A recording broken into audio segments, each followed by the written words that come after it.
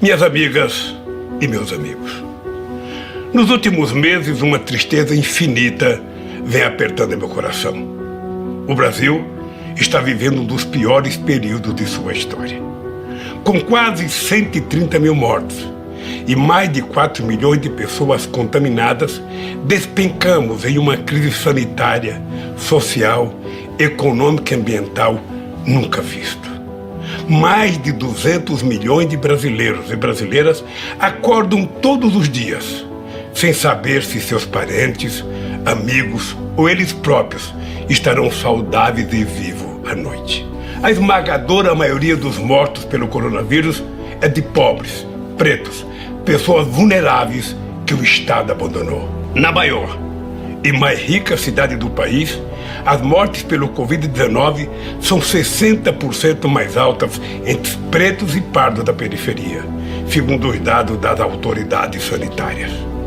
Cada um desses mortos que o governo federal trata com desdém tinha nome, sobrenome, endereço, tinha pai, mãe, irmão, filho, marido, esposa e amigos. Dói saber que dezenas de milhares de brasileiros e brasileiras não puderam se despedir de seus entes queridos. Eu sei o que é esta dor. Teria sido possível, sim, evitar tantas mortes. Estamos entregues a um governo que não dá valor à vida e banaliza a morte.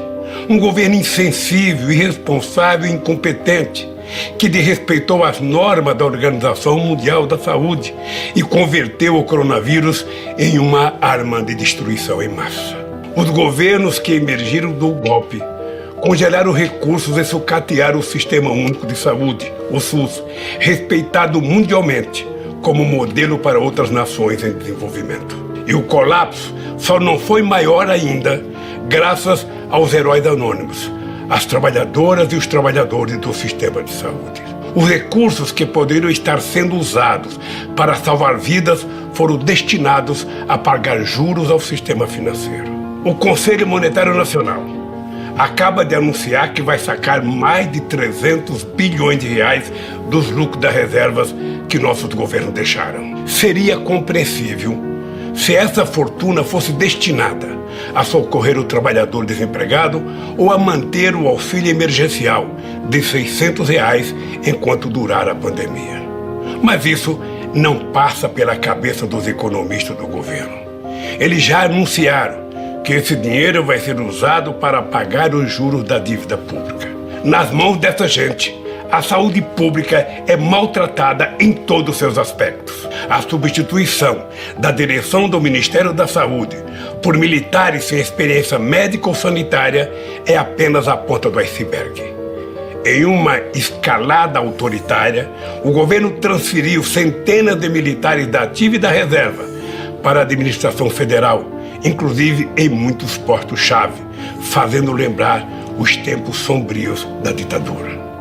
O mais grave de tudo isso é que Bolsonaro aproveita o sofrimento coletivo para sorrateiramente cometer um crime de lesa pátria. Um crime politicamente imprescritível. O maior crime que um governo pode cometer contra o seu país e seu povo. Abrir mão da soberania nacional. Não foi por acaso que escolhi para falar com vocês neste 7 de setembro, dia da independência do Brasil, quando celebramos o nascimento do nosso país como nação soberana. Soberania significa independência, autonomia, liberdade. O contrário disso é dependência, servidão e submissão. Ao longo de minha vida, sempre lutei pela liberdade. Liberdade de imprensa, liberdade de opinião, liberdade de manifestação e de organização, liberdade sindical e liberdade de iniciativa. É importante lembrar que não haverá liberdade se o próprio país não for livre. Renunciar à soberania é subordinar o bem-estar e a segurança do nosso povo aos interesses de outros países. A garantia da soberania nacional não se resume à importantíssima missão de resguardar nossas fronteiras terrestres e marítimas e nosso espaço aéreo. Supõe também defender nosso povo, nossas riquezas minerais, cuidar das nossas florestas, dos nossos rios, da nossa água. Na Amazônia, devemos estar presentes com cientistas, antropólogos e pesquisadores dedicados a estudar a fauna e a flora e a empregar esse conhecimento na farmacologia, na nutrição e em todos os campos da ciência, respeitando a cultura e a organização social dos povos indígenas. O governo atual subordina o Brasil aos Estados Unidos de forma humilhante e submete nossos soldados e nossos diplomatas a situações vexatórias e ainda ameaça envolver o nosso país em aventuras militares contra os nossos vizinhos, contrariando a própria Constituição para atender aos interesses econômicos e estratégicos militares norte-americanos. A submissão do Brasil aos interesses militares de Washington foi escancarada pelo próprio presidente ao nomear um oficial general das Forças Armadas Brasileiras para servir no Comando Militar Sul dos Estados Unidos, sob as ordens de um oficial americano. Em outro atentado à soberania nacional, o atual governo assinou com os Estados Unidos um acordo que coloca a base aeroespacial de Alcântara sob o controle de funcionários norte-americanos e que priva o Brasil de acesso à tecnologia mesmo de terceiros países. Quem quiser saber os verdadeiros objetivos do governo não precisa consultar manuais secretos da ABIN ou do Serviço de Inteligência do Exército. A resposta está todos os dias no Diário Oficial, em cada ato, em cada decisão, em cada iniciativa do presidente e de seus assessores, banqueiros e especuladores que ele chamou para dirigir nossa economia.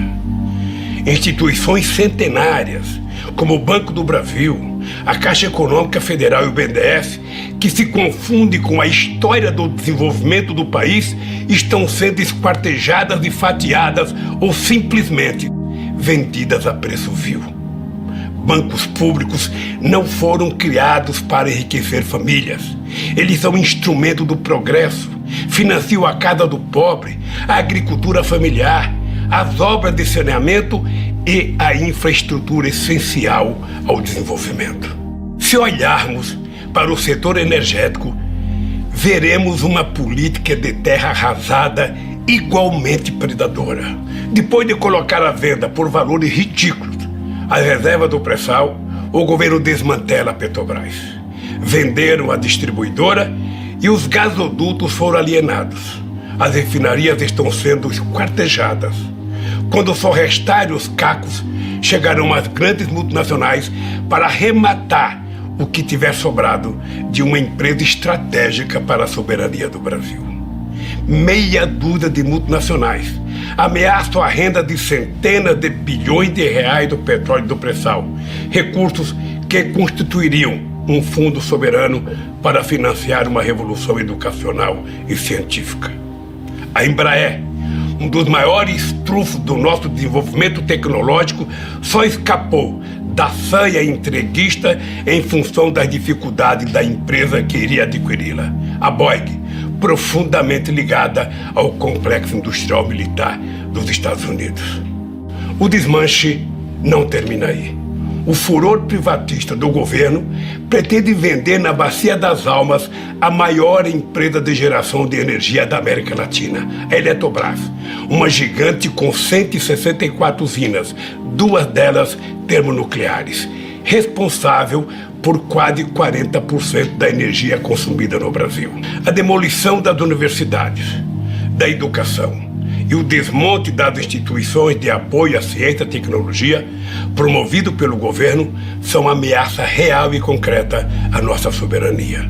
Um país que não produz conhecimento, que persegue seus professores e pesquisadores, que corta bolsa de pesquisa e nega ensino superior à maioria de sua população, está condenada à pobreza e à eterna submissão.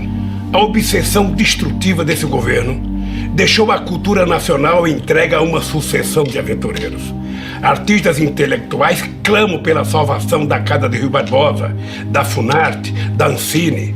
A Cinemateca Brasileira, onde está depositado um século da memória do cinema nacional, corre o sério risco de ter o mesmo destino trágico do Museu Nacional. Minhas amigas e meus amigos, no isolamento da quarentena, tenho refletido muito sobre o Brasil e sobre mim mesmo, sobre meus erros e acertos e sobre o papel que ainda pode me caber na luta do nosso povo por melhores condições de vida. Decidi me concentrar ao lado de vocês na reconstrução do Brasil como nação independente, com instituições democráticas, sem privilégios oligárquicos e autoritários, um verdadeiro Estado democrático de direito, com fundamento na soberania popular. Uma nação votada para a igualdade e o pluralismo. Uma nação inserida numa nova ordem internacional, baseada no multilateralismo, na cooperação e na democracia, integrada na América do Sul e solidária com outras nações em desenvolvimento. O Brasil que quero reconstruir com vocês é uma nação comprometida com a libertação do nosso povo, dos trabalhadores e dos excluídos. Dentro de um mês, vou fazer 75 anos. Olhando para trás, só posso agradecer a Deus, que foi muito generoso comigo. Tenho que agradecer a minha mãe, Dona Lindu, por ter feito de um pau de arara sem diploma um trabalhador orgulhoso, que um dia viraria presidente da República, por ter feito de mim um homem sem rancor e sem ódio. Eu sou o menino que desmentiu a lógica, que saiu do porão social e chegou ao andar de cima sem pedir permissão a ninguém, só ao povo. Não entrei pela porta dos fundos, entrei pela rampa principal, e isso os poderosos jamais perdoaram. Reservaram para mim o papel de figurante, mas virei protagonista pelas mãos dos trabalhadores brasileiros. Assumi o governo disposto a mostrar que o povo cabia sim no orçamento. Mais do que isso, provei que o povo é um extraordinário patrimônio, uma enorme riqueza. Com o povo, o Brasil progride, se enriquece, se fortalece, se torna um país soberano e justo. Um país em que a riqueza produzida por todos seja distribuída para todos, mas em primeiro lugar para os explorados, dos oprimidos e os excluídos. Todos os avanços que fizemos sofreram encarniçada oposição das forças conservadoras, aliadas aos interesses de outras potências. Eles nunca se conformaram em ver o Brasil como um país independente e solidário com seus vizinhos latino-americanos e caribenhos, com os países africanos, com as nações em desenvolvimento. É aí, nessas conquistas dos trabalhadores, nesse progresso dos pobres, no fim da subserviência, é aí que está a raiz do golpe de 2016. Aí está a raiz dos processos armados contra mim, da minha prisão ilegal e da proibição da minha candidatura em 2018. Processos que agora todo mundo sabe contaram com a criminosa colaboração secreta de organizações de inteligência norte-americanos. Ao tirar 40 milhões de brasileiros da miséria, nós fizemos uma revolução neste país, uma revolução pacífica, sem tiros nem prisões. Ao ver que esse processo de ascensão social dos pobres iria continuar, que a afirmação da nossa soberania não iria ter volta, os que se julgam donos do Brasil, aqui dentro e lá fora, resolveram dar um basta. Nasce aí o apoio dado pelas elites conservadoras a Bolsonaro. Aceitaram como natural sua fuga dos debates, derramaram rios de dinheiro nas indústrias das fake news, fecharam os olhos para seu passado aterrador, fingiram ignorar seu discurso em defesa da tortura e a apologia pública que ele fez do estupro. As eleições de 2018 jogaram o Brasil em um pesadelo que parece não ter fim. Com a ascensão de Bolsonaro, milicianos, atravessadores de negócios e matadores de aluguel saíram das páginas policiais e aparecem nas colunas políticas. Como no filme de terror, as oligarquias brasileiras pariram um monstrengo que agora não consegue controlar, mas que continuarão a sustentar enquanto seus interesses estiverem sendo atendidos. Um dado escandaloso ilustra essa conivência. Nos 4 primeiros meses da pandemia, 40 bilionários brasileiros aumentaram suas fortunas em 170 bilhões de reais. Enquanto isso, A massa salarial dos empregados caiu 15% em um ano, o maior tombo já registrado pelo IBGE. Para impedir que os trabalhadores possam se defender dessa pilhagem, o governo asfixia os sindicatos, enfraquece as centrais sindicais e ameaça fechar as portas da Justiça do Trabalho. Querem quebrar a coluna vertebral do movimento sindical, o que nem a ditadura conseguiu. Violentar a Constituição de 88. Repudiaram as práticas democráticas, implantaram um autoritarismo obscurantista que destruiu as conquistas sociais alcançadas em décadas de lutas. Abandonaram uma política externa altiva e ativa, em favor de uma submissão vergonhosa e humilhante. Este é o verdadeiro e ameaçador retrato do Brasil de hoje. Tamanha calamidade terá que ser enfrentada com um novo contrato social que defenda os direitos e a renda do povo trabalhador. Minhas amigas e meus amigos, minha longa vida, aí incluídos os quase 2 anos que passei em uma prisão injusta e ilegal, me ensinou muito. Mas tudo que fui, tudo que aprendi, cabe num grão de milho se essa experiência não for colocada a serviço dos trabalhadores. É inaceitável que 10% da população viva às custas da miséria de 90% do povo. Jamais haverá crescimento e paz social em nosso país, enquanto a riqueza produzida por todos for parar nas contas bancárias de meia dúzia de privilegiados. Jamais haverá crescimento e paz social se as políticas públicas e as instituições não tratarem com equidade a todos os brasileiros.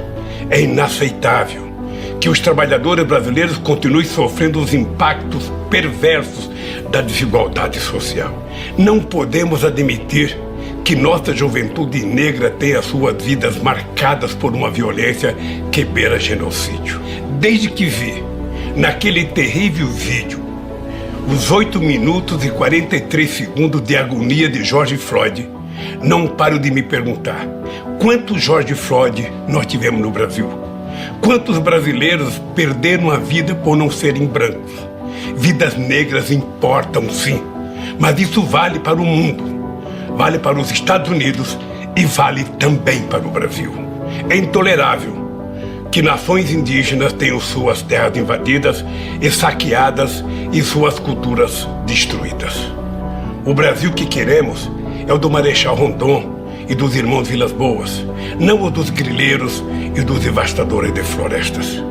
Temos um governo que quer matar as mais belas virtudes do nosso povo, como a generosidade, o amor, a paz e a tolerância. O povo não quer comprar revólver, nem cartucho de carabina. O povo quer comprar comida. Temos que combater com firmeza a violência impune contra as mulheres.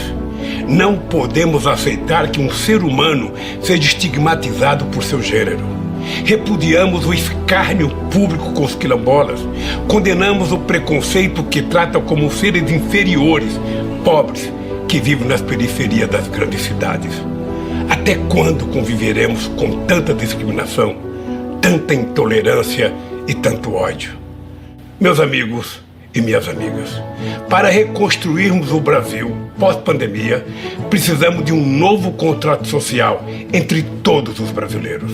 Um contrato social que garanta a todos o direito de viver em paz e harmonia, em que todos tenham a mesma possibilidade de crescer, onde nossa economia esteja a serviço de todos e não de uma pequena minoria, no qual sejam respeitados nossos tesouros naturais, como a Amazônia, o Cerrado, o Pantanal, a Amazônia Azul e a Mata Atlântica. Alicerce desse contrato social tem que ser o símbolo e a base do regime democrático, o voto. É através do exercício do voto, livre de manipulações e fake news, que devem ser formados os governos e ser feitas as grandes escolhas e as opções fundamentais da sociedade. Através dessa reconstrução, lastreada no voto, teremos um Brasil democrático, soberano, respeitador dos direitos humanos e das diferenças de opinião, protetor do meio ambiente e das minorias e defensor de sua própria soberania. Um Brasil de todos para todos. Se estivermos unidos em torno disso, poderemos superar esse momento dramático. O essencial hoje é vencer a pandemia, defender a vida e a saúde do povo. É pôr fim a esse desgoverno e acabar com o teto de gastos que deixa o Estado brasileiro de joelhos diante do capital financeiro nacional e internacional.